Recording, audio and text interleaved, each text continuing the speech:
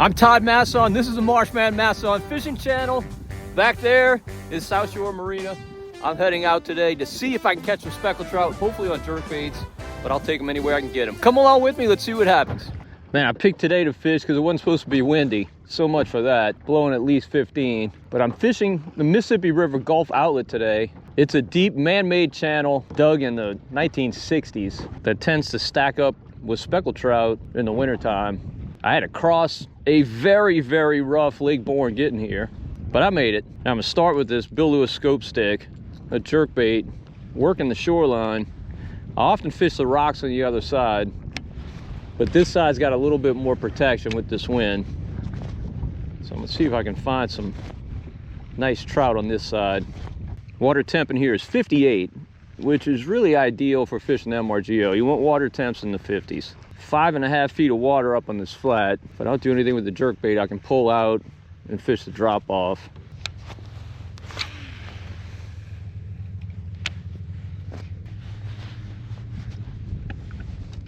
Oh, I got a fish followed me all the way in, hit me right at the boat. He wasn't a big trout. Probably a keeper, but not a big one.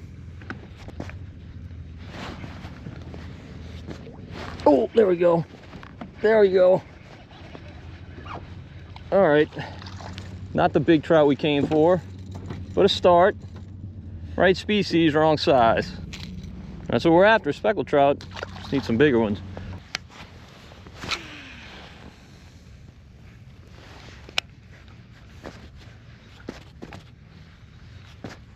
Oh, oh.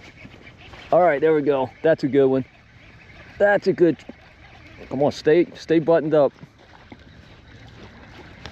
Well, he's a keeper at least. He's not a trophy, but he's definitely a keeper.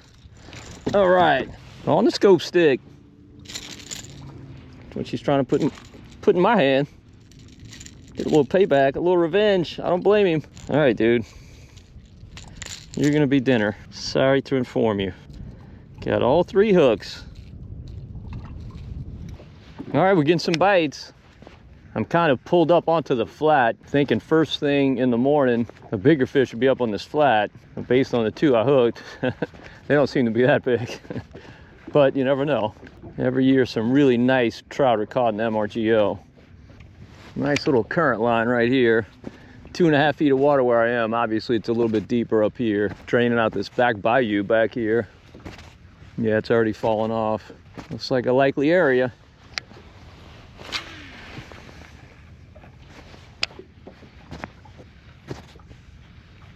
Oh, there we go.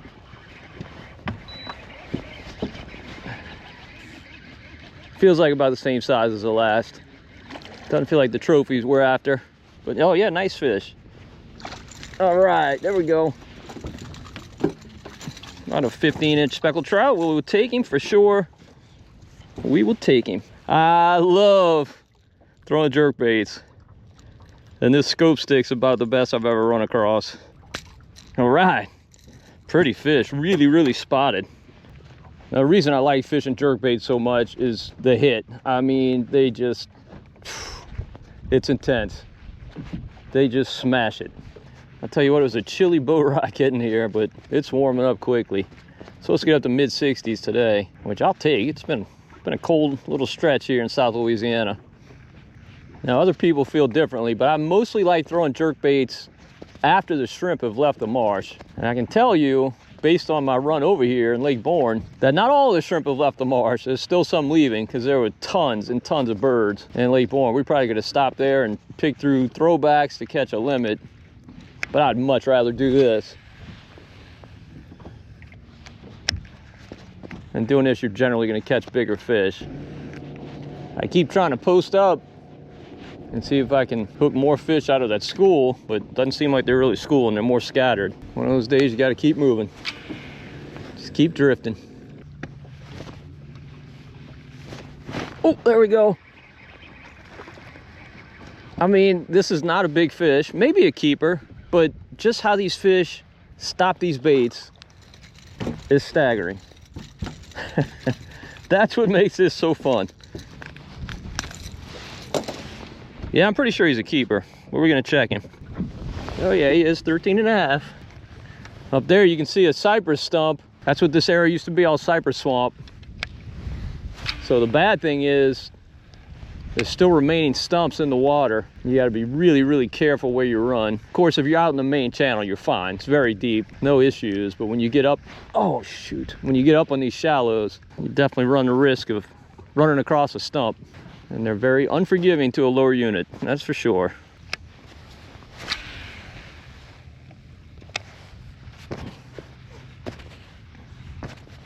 There he is. It feels like about the same size. Feels like about the same. I don't know. He might be a little under. This one might be a throwback. Yeah, I think he's a throwback. Yes, he is. See you, dude. Well, there you go. There's one of those stumps. Look at that. That would destroy your boat, at least your lower unit, destroy your day. Just right under the surface.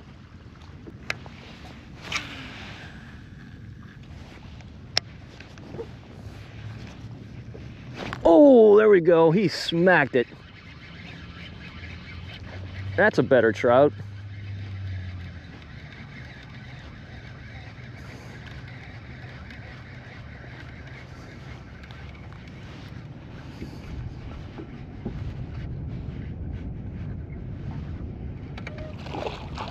Oh yeah, much better trout. There we go.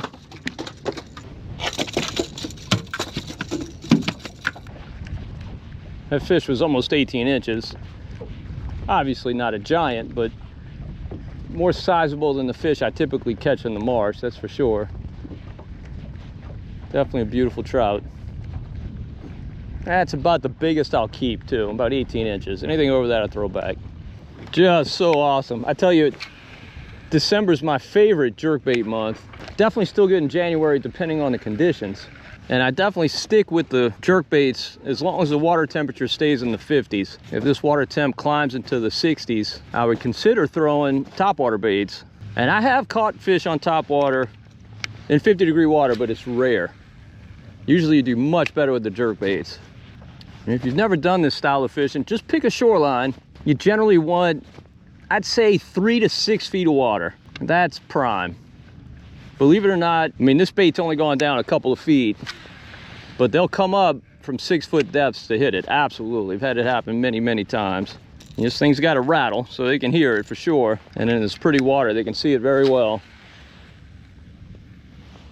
So you just cover water and repeat drifts in areas where you find fish. That's it. Definitely sometimes it takes a little while to find fish. Today I kind of jumped right up on them. Sometimes that happens, you get lucky, definitely. And you just jerk the bait and reel in the slack. And it's like anything else. Some days they really hit it well. Today they're really hitting it well. Most of the fish I've gotten in have had all 3 hooks. And other times you get a lot of hits, believe it or not, that don't get hooked.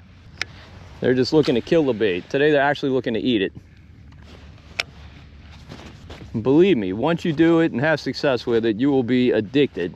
You will be hooked. You'll spend the rest of the winter doing this.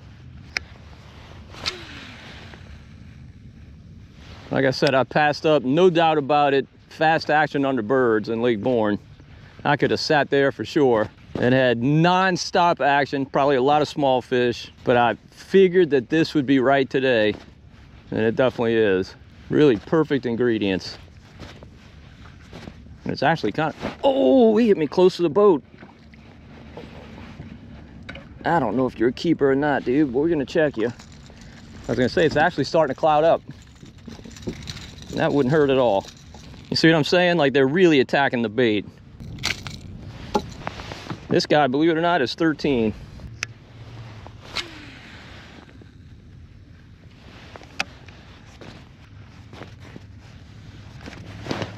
Oh, there we go. This guy, if he makes it, he's gonna barely make it.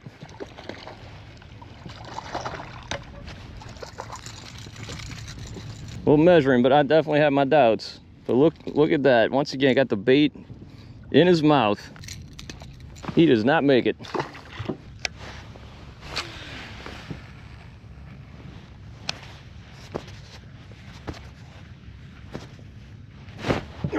we go.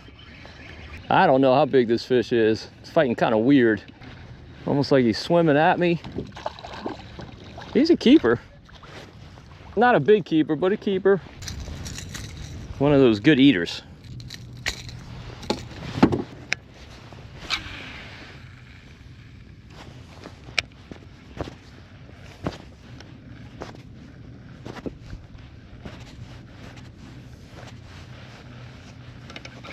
Oh, look at that. Hit me right next to the boat.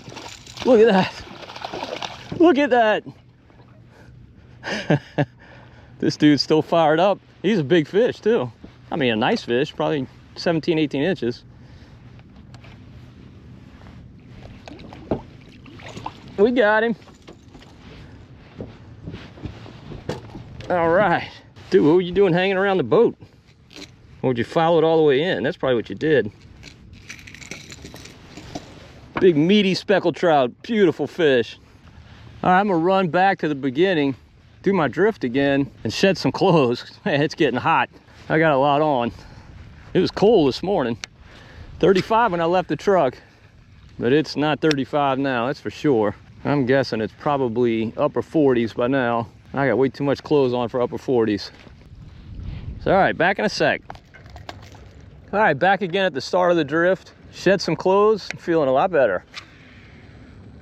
Let's see if it's as good on the second drift as it was on the first.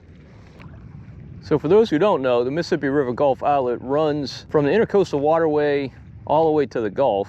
And that's part of the reason that it's so good in the wintertime. Fish use it as a conduit to get back inside after the summer spawn. They fan out into all these adjacent marshes, and then when cold temperatures hit from winter, they retreat back to the MRGO and camp out in the thermocline where the temps are warmest. If this water temp were 10 degrees colder, I wouldn't be catching a single fish up here. I'd have to be fishing the deep water.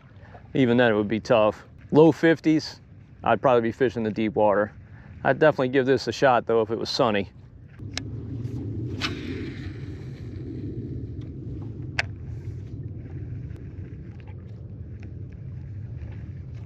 Oh, there we go.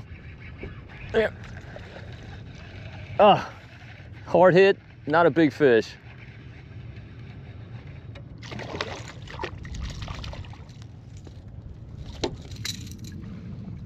So long, sucker.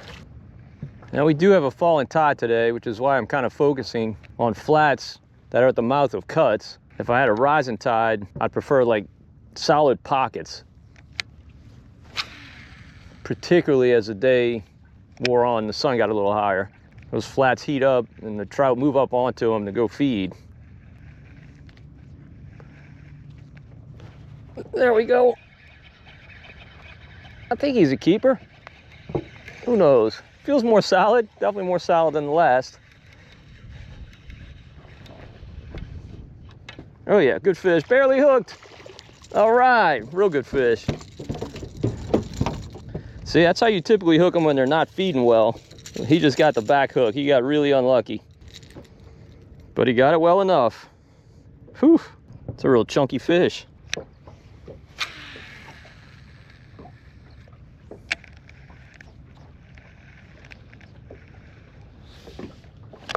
There he is. I was checking my watch. He hit it when it was sitting still.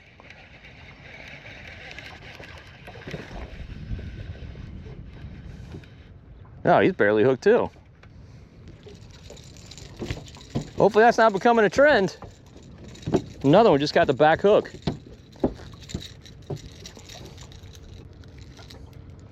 But he was hooked well. Need the pliers. This is so awesome.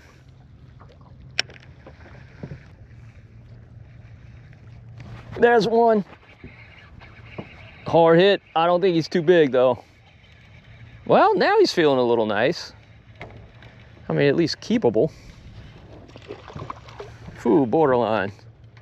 Borderline. I don't know. No, he didn't make it. Usually the scope stick weeds out the small fish, but they're all hitting it today.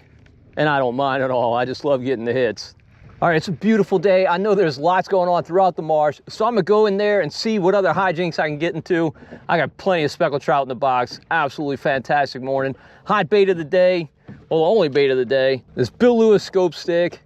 I don't know what color this is. It's got a blue back, kind of a white silver side. I'll look it up, but they were crushing this thing. So much fun to fish this. Now the rod I used today was an Akuma tournament concept. This is the one made for crankbaits and jerkbaits. It definitely performed well today for this style of fishing. It's a 7-foot medium power rod. Spooled on that, I got 30-pound braid, and I've got a 17-pound mono leader. This whole combination did really, really well today. All right, this marsh that I've pushed into has some absolutely spectacular water. It's gorgeous in here. It's about as good as it gets. I'm gonna throw this Green Hornet matrix shad. Got that on a 1/4 ounce death grip jig. Well, that was a bad cast. Got that on a 1/4 ounce death grip jig head. We've got a really hard falling tide, but you can tell by all this exposed bank that we're late in the tide. This is when you can have some of your best trips. The last couple hours of this tide. Everything's on the menu today. Hoping to catch. Oh, what is that? Oh, I lost him. I don't know what that was. He just loaded up on it. Hoping to catch some speckled trout, redfish, bass, and maybe even a flounder, because now we can keep flounder again. The moratorium is over. Be nice to get a flounder or two. Bunch of grass in here. That's probably why this water looks so good.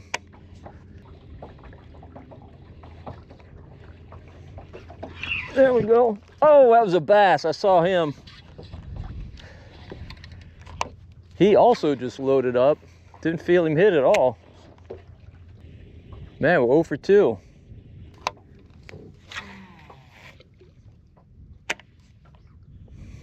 Water temp in here. Oh, shoot.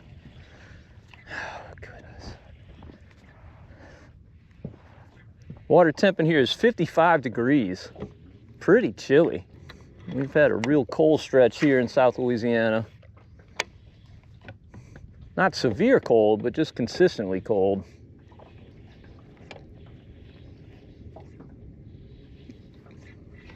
Oh, there's another one. Man, 4 fish.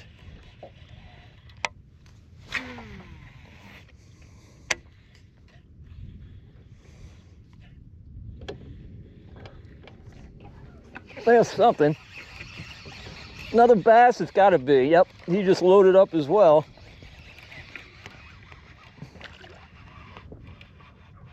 They're just hitting super weird. That's like the 4th or 5th hit I've gotten. The first one I've landed. Chunky marsh bass. These guys are making a strong comeback here in South Louisiana. In recent weeks, man, they've been everywhere.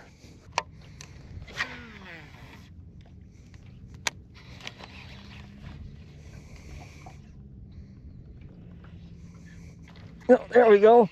There's another one right in the same spot. He just loaded up as well. Similar size.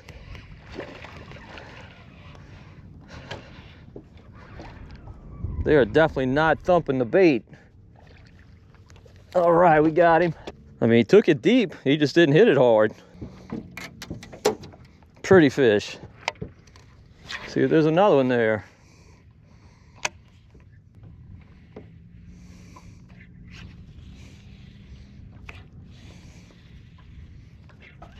There he is.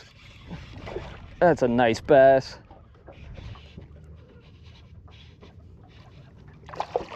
All right. You can tell how pretty this water is by how pretty these fish are. Just gorgeous. Look at the stripe on this guy. They're sitting right at this cut, obviously ambushing bait, getting drained from that pond. Oh, there's another one, threw right in his mouth. Oh, that's a pretty bass. Goodness, that's a nice one. Yeah, it's a real nice bass.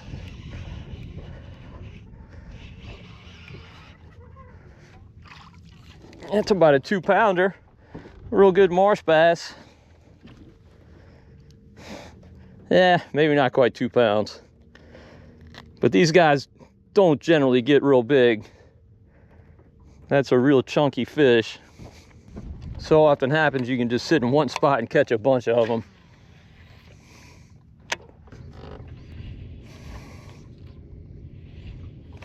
There he is. What is that? That's another bass. All right.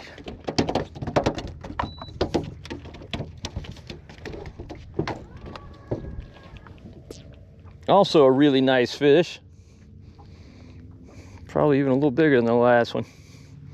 Beautiful. And I do often take home some of these. Oh, there's another. Shoot, missed him. Some of these bass to eat because they're really, really good to eat. Marsh bass do not taste like inland bass. And it's because of what they eat. They eat shrimp and crabs much more so than bait fish. Oh, there you go. There he is.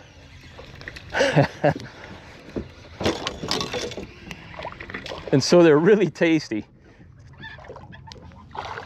Nice. I love them. Actually, it's probably my favorite fish to eat, or definitely in the top 3. And you know, the thing with these bass, they get wiped out by storms and saltwater surges. So it's not like you can stockpile them. The limit is 10. I usually don't keep that many because I don't need that many. If I'm having a bunch of people over or something, yeah, I might keep 10, but generally I don't. But I always love to have a few in the mix because they're so good to eat. And you know, this matrix shad, it's generally thought of as like a speckled trout redfish bait, but it's got really good tail action in the water. Outstanding tail action. And so it's an excellent bass bait. They really love this. I don't even know how many marsh bass I've caught on this green hornet matrix shad, particularly this time of year. It's a high number, I know that.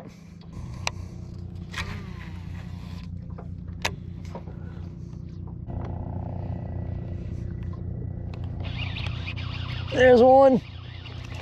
Another bass. All right.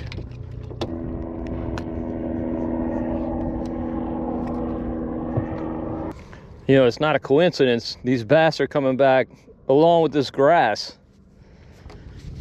because the grass was hard hit by saltwater surge that lasted all last summer. We had a bad drought. Oh goodness, I mean, this is just as good as it gets. This is just as good as it gets. I mean, the bass are everywhere. This is incredible.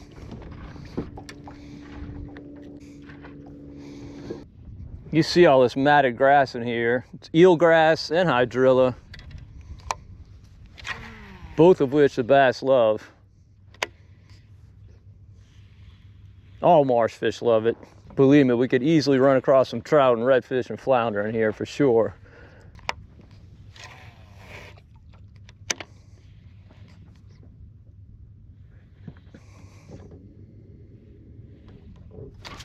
There we go.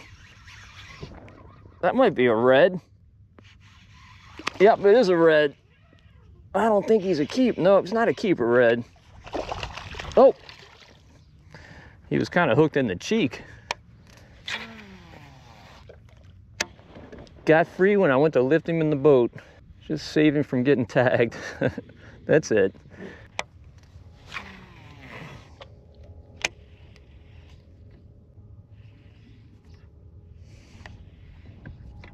Oh, there we go.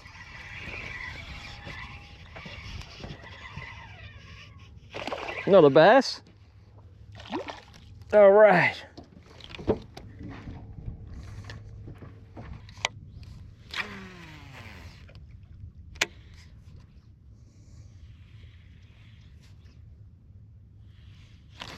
Oh, what is that? That might be a red. I don't know, he kind of came up. Oh, it's just a really, really nice bass.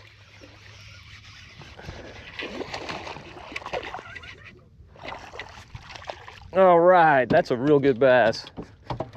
Look at this chunk, huh? Look at this guy.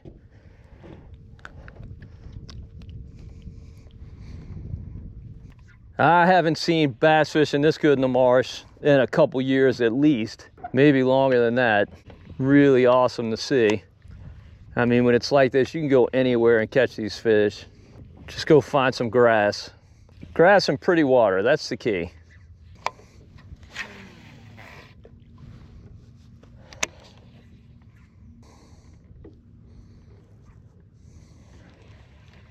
Oh, I think that was a red. Hit me right under the boat.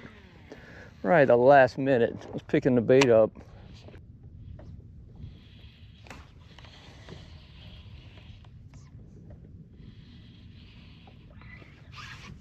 There he is. Speckled trout. All right, keeper trout too. People from out of town don't believe this is possible. Catching speckled trout, where you catching bass? Happens all the time here.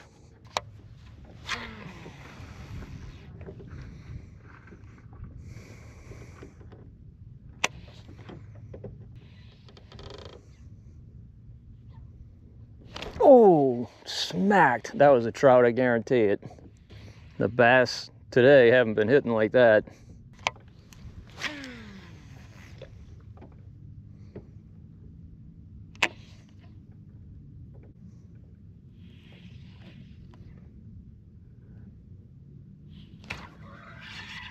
I don't know what this is. It feels like another bass. It could be a red. Yep, it's a red.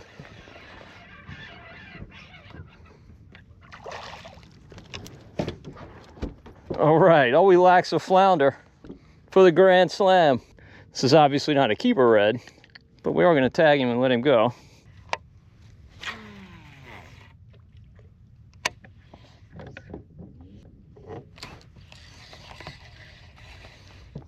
Look at that, hooked my tail.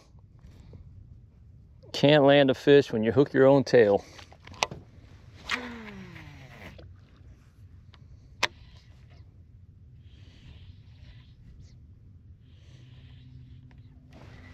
There's one. I think that's another bass. Yep, sure is.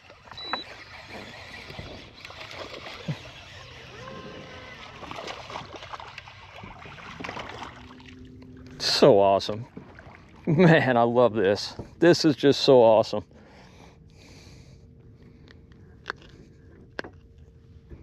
So many Louisiana anglers don't even target these marsh bass. Down here, we all tend to be speckled trout focused. And believe me, I love catching speckled trout, that's for sure. But these bass are a blast. Just so much fun. And you know, when you're back here doing this, you're gonna bump into some trout, you are. And some reds. Occasional flounder.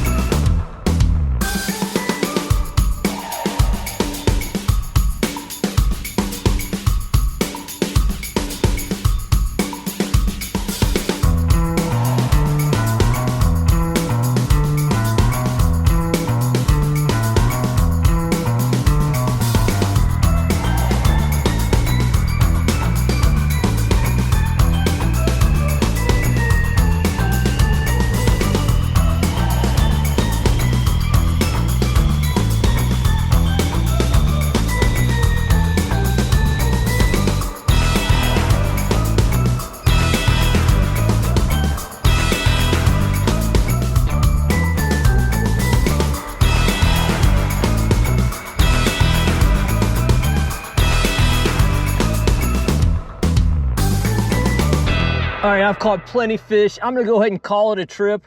Bait of the day, green hornet matrix shad, 1/4 ounce death grip jig head. Of course, the reality is today, I probably could have caught them on a host of different baits. Conditions were very good. These fish were fired up. and the bass fishing is just so good this time of year when you can pick your days. Obviously, you don't want to go the day after a hard cold front comes through, but if you can kind of wait for that return flow coming off the Gulf, these bass go bananas. And that's the situation we have today. Man, I just cannot emphasize it enough. Get on out here and do this while it lasts. These fish have exploded far better than it was just a few weeks ago. And these marshes are also full of trout, reds, and all kind of other stuff. So get on it while you can. Oh, gear today, people always ask about that. Okuma X Series rod. This is a medium power rod with a fast tip, 7 foot. Love, love, love this rod. It's a high-end rod. It's very expensive, but worth every penny if you can afford it. If you can't, maybe knock back down to like a tournament concept or something like that.